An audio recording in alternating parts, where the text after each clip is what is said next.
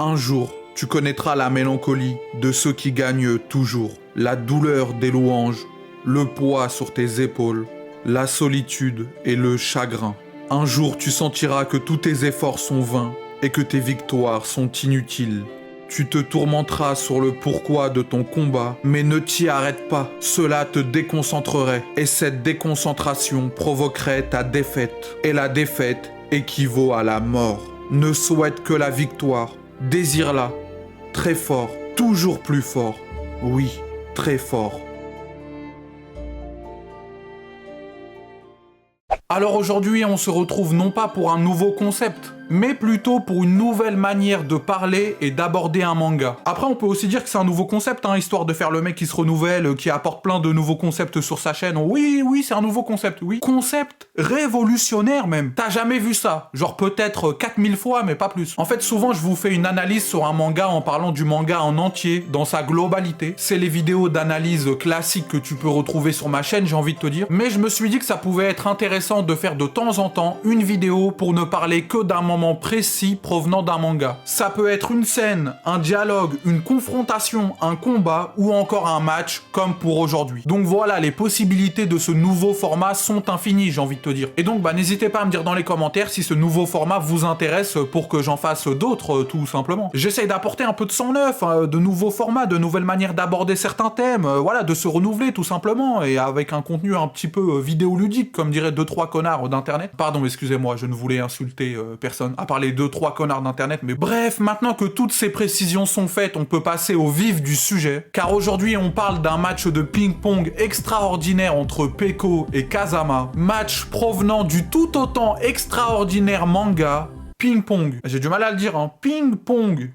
Ping-Pong. Et ça fait ping et ça fait pong et... Ping-Pong est un manga de Taiyu Matsumoto, prépublié entre 1996 et 97 dans le magazine Big Comic Spirits. Le manga compte un total de 5 volumes, édité en France par Delcourt Tonkam dans une édition prestige de 2 volumes. Le manga a également eu le droit à une adaptation animée de 11 épisodes par le studio d'animation Tatsunoko Productions. Peko et Smile, deux amis d'enfance au caractère radicalement opposé, sont inscrits au même club de ping-pong. Le premier, très sûr de lui, pratique un jeu agressif et est prêt à tout pour gagner, tandis que le second est un bon défenseur qui ne cherche pas particulièrement à briller. C'est pourtant ce dernier qui se fait remarquer par Koizumi, l'entraîneur du club de son lycée. Le professeur va alors pousser dans ses retranchements le jeune joueur pour réveiller tout le potentiel qui sommeille en lui. Bon, ça c'était pour le petit résumé un peu obligatoire histoire de vous placer le contexte, mais comme je vous l'ai dit, nous aujourd'hui on parle pas du manga. Ping Pong c'est une masterclass, un manga de sport incroyable, lisez Ping Pong c'est non négociable, mais nous ce qui nous intéresse aujourd'hui c'est un match d'anthologie qui se déroulera lors du tournoi entre lycées éliminatoire régional, ouais c'est long comme titre de tournoi, enfin ouais c'est pas le titre mais oui, entre Peko et Kazama. Alors pourquoi ce match m'a mis une tarte au point de vouloir en faire une vidéo dédiée,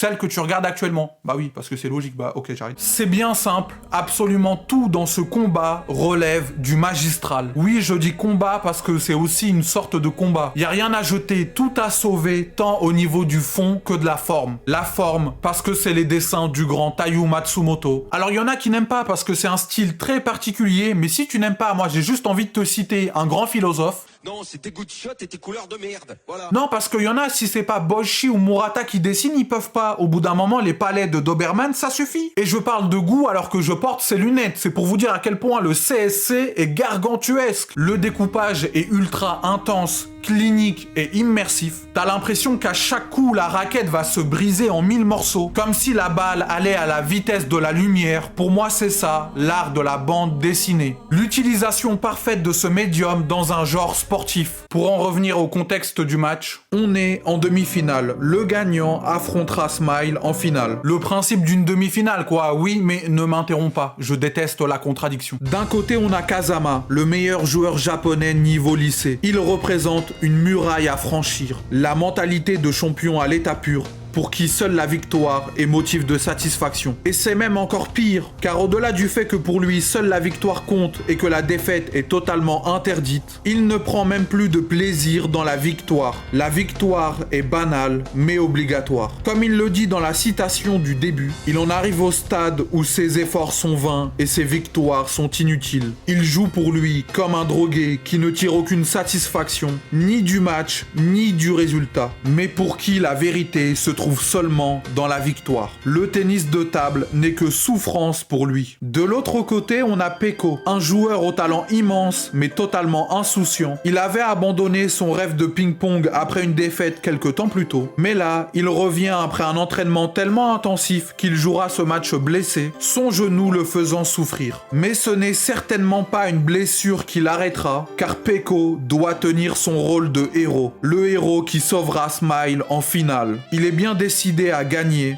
mais surtout à ne pas oublier de s'amuser. Et c'est là la clé qui rend ce match incroyable. Ce match représente dans le fond l'amusement et le plaisir de jouer contre le compétitif et la victoire absolue. Si je devais faire un parallèle avec un autre sport et donc le foot, je dirais que d'un côté on a la froideur du joueur allemand et de l'autre on a l'allegria brésilienne. Tiki-taka comme on dit je sais pas où. En gros c'est Müller contre Neymar pour donner un exemple de ce que me renvoie ce match. On a le champion bien sombre et sans saveur contre la lumière joyeuse et colorée. On sent que Kazama ne joue plus pour s'amuser, comme s'il s'était enfermé dans un tourbillon compétitif. Bien représenté et métaphoré par le fait qu'avant chaque match, Kazama s'enferme dans les toilettes pour méditer. Et personnellement, après c'est juste de l'interprétation personnelle, j'y vois un parallèle entre le tourbillon de la chasse d'eau et le tourbillon mental dans lequel il se trouve. Après c'est peut-être que de la surinterprétation, je dis pas que j'ai raison, mais de toute façon il y a que Matsumoto qui peut me contredire et même lui, il a pas intérêt. Car comme je l'ai dit plus tôt, je n'aime pas trop la contradiction. Pecco, lui, c'est le héros, la joie et l'insouciance incarnée. D'abord totalement dominé, il parviendra à revenir lorsqu'il se laissera totalement prendre par le plaisir du jeu. Lorsque le fait de jouer au ping-pong sera plus important pour lui que de gagner ce match, alors il pourra voler. Regarde-moi, Smile. Regarde comme je suis rapide. Et le meilleur dans tout ça, ce qui m'a filé des frissons, la chair de poule.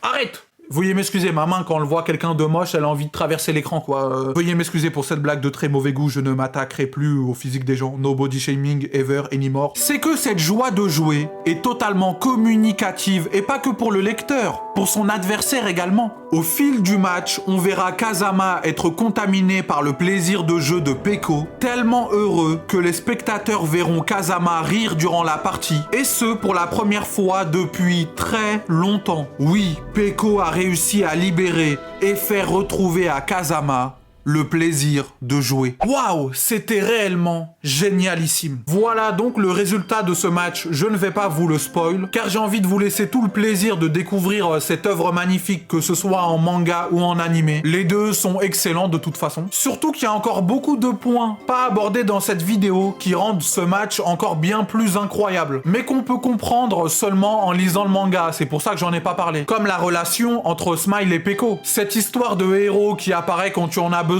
le sang qui a le goût du fer, enfin bref. Tout ça, je vous laisse le découvrir par vous-même. Aujourd'hui, je voulais vraiment revenir sur ce match qui, selon moi, est l'un des meilleurs matchs, tout manga de sport confondu. Le titre de ma vidéo YouTube, il est pas putaclic, hein. Enfin un peu, j'avoue. Les affaires sont les affaires. Mais je le pense vraiment. C'est l'un des meilleurs matchs que j'ai jamais vu dans un manga. À deux doigts de lâcher ma larme, car tout vrai gigachad qui se respecte sait qu'il faut parfois laisser ses émotions transparaître face à une œuvre grandiose qui ne demande que ça. Car si on peut pleurer de tristesse face à l'état du monde, on peut aussi pleurer de joie face à ce que l'humanité peut faire de mieux. C'est-à-dire, ma création. Philosophe, ça fait réfléchir, ça dit beaucoup sur la société.